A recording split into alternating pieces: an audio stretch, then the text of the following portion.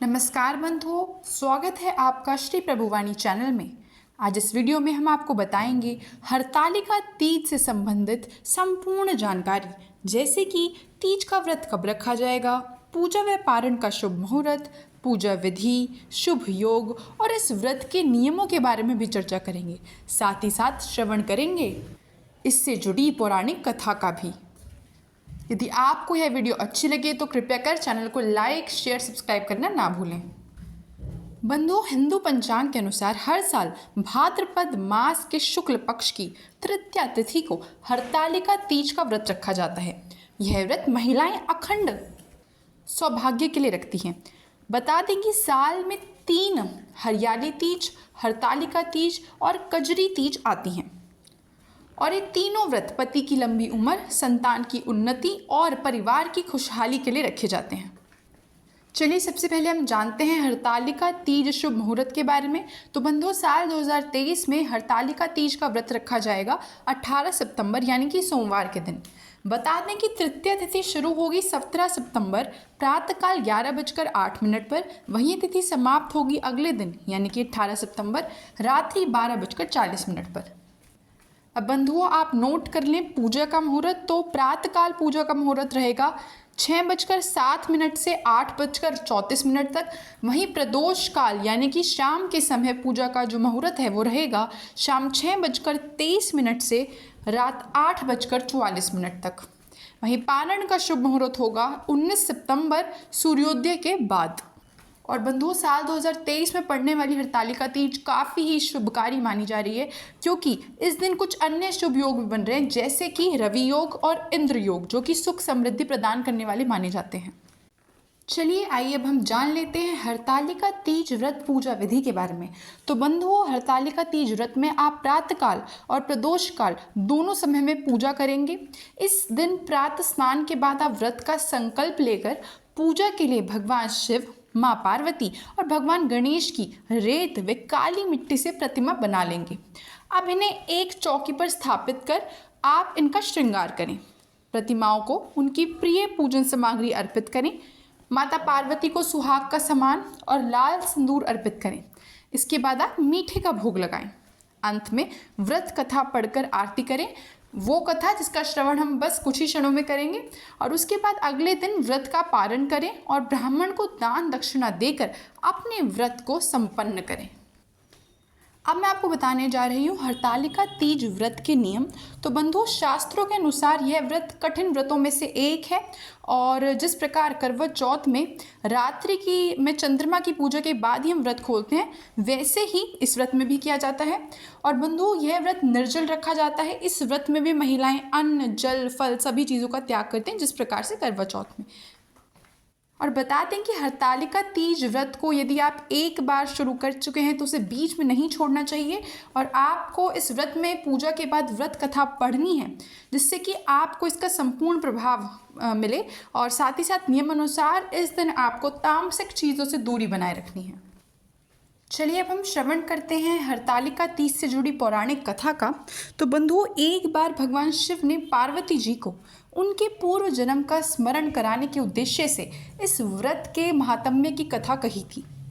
श्री भोले शंकर बोले, हे गौरी, पर्वतराज हिमालय पर स्थित गंगा के तट पर तुमने अपनी बाल्यावस्था में 12 वर्षों तक अधोमुखी होकर घोर तप किया था।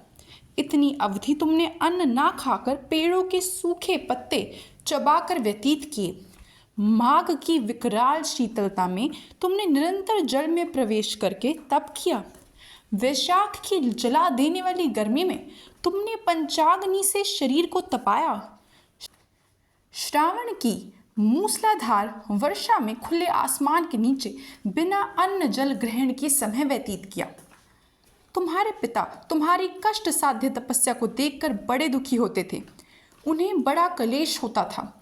एक दिन तुम्हारी तपस्या तथा पिता के क्लेश को देखकर नारद जी तुम्हारे घर पधारे। तुम्हारे पिता ने हृदय से अतिथि सत्कार करके उनके आने का कारण पूछा। नारद जी ने कहा, गिरिराज, मैं भगवान विष्णु के भेजने पर यहाँ उपस्थित हुआ हूँ। आपकी कन्या ने बड़ा कठोर तप किया है। इससे प्रसन्न होकर वे आपकी सुपुत्री से विवाह करना चाहते हैं। इस संदर्भ में आपकी क्या राय है, मैं जानना चाहता हूँ। नारद जी की बात सुनकर गिरिराज गदगद हो उठे।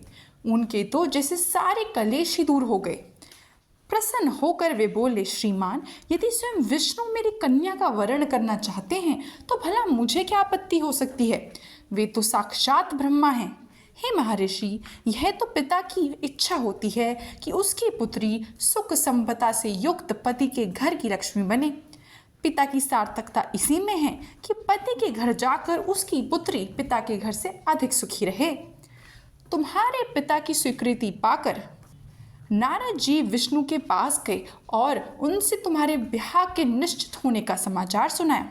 मगर इस विवाह संबंध की बात जब तुम्हारे कान में पड़ी तो तुम्हारे दुख का ठिकाना न रहा।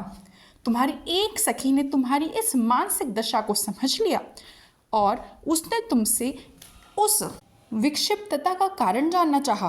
तब तुमने बताया, मैंने सच्चे हृदय से भगवान शंकर का वरण किया है, किंतु मेरे पिता ने मेरा विवाह विष्णु जी से निश्चित कर दिया है। मैं विचित्र धर्म संकट में हूँ, अब क्या करूँ। प्राण छोड़ देने के अतिरिक्त अब कोई भी उपाय शेष नहीं बचा है। तुम्हारी सखी बड़ी ही समझदार और सूझबूझ वाली थी। उसने कहा, सखी, प्राण त्यागने का इसमें कारण ही क्या है। संकट के मौके पर धैर्य से काम लेना चाहिए। नारी के जीवन की सार्थकता इसी में है कि पति रूप में हृदय से जिसे एक बार स्वीकार कर लिया, जीवन पर्यंत उसी से निर्वाह करे। सच्ची आस्था और एक निष्ठा के समक्ष तो ईश्वर को भी समर्पण करना पड़ता है। मैं तुम्हें घनघोर जंगल में ले चलती हूँ, जो साधना स्थली भी हो, और जहाँ तुम्हारे पिता तुम्हें खोज भी ना पाए, वहाँ तुम साधना में लीन हो जाना। मुझे विश्वास है कि ईश्वर अवश्य ही तुम्हारी सहायता करने आएंगे। तुमने ऐसा ही किया। तुम्हारे पिता तुम्हें घर पर ना पाकर बड़े दुखी तथा चिंतित हुए। वे सोचने लगी कि तुम जाने कहाँ चली गई हो। मैं विष्णु जी से उसका विवाह करने का प्रण कर चुका हूँ। यदि भगवान विष्णु बारात लेकर आ गए और कन्या घर पर ना हुई तो बड़ा अपमान होगा। मैं तो कहीं मुंह दिखाने योग्य भी नहीं रह जाऊंगा। यही सब सोचकर गिरिराज ने जोर शोर से तुम्हारी खोज शुरू करवा दी। इधर तुम्हारी खोज होती रही और उधर तुम अपनी सखी के साथ नदी के तट पर एक गुफा में मेरी आराधना में लीन थी। भाद्रपद शुक्ल तृतीया को हस्त नक्षत्र था। उस दिन तुमने रेत के शिवलिंग का निर्माण करके व्रत किया। रात भर मेरी स्तुति की गीत गाकर जागी। तुम्हारी इस कष्ट साध्य तपस्या के प्रभाव से मेरा आसन डोलने लगा। मेरी समाधि टूट गई। मैं तुरंत तुम्हारे समक्ष जा पहुंचा और तुम्हारी तपस्या से प्रसन्न होकर तुमसे वर मांगने के लिए कहा। तब अपनी तपस्या के फलस्वरूप मुझे अपने समक्ष पाकर तुमने कहा, मैं हृदय से आपको पति के रूप में वरण कर चुकी हूँ। यदि आप सचमुच मेरी तपस्या से प्रसन्न होकर यहाँ पधारे हैं तो मुझे अपनी अर्धांगिनी के रूप में स्वीकार कर लीजिए। तब मैं तथास्तु कहकर कैलाश पर्वत पर लौट आया। प्रातः होते ही तुमने पूजा की समस्त सामग्री को नदी में प्रवाहित करके अपनी सहेली सहित व्रत का पारण किया।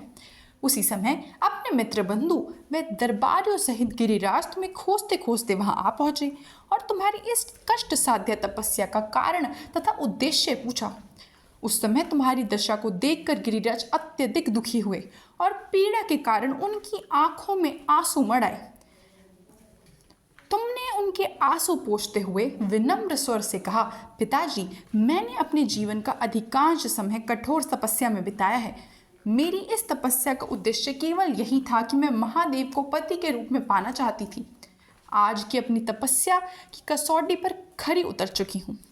आप क्योंकि विष्णु जी से मेरा विवाह करने का निर्णय ले चुके थे, इसलिए मैं अपने आराध्य की खोज में घर छोड़कर चली आई।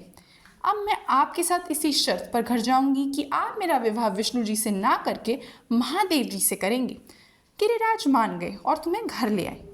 कुछ समय के पश्चात शास्त्र शोक विधि विधान पूर्व उन्होंने हम दोनों का विवाह करवा दिया।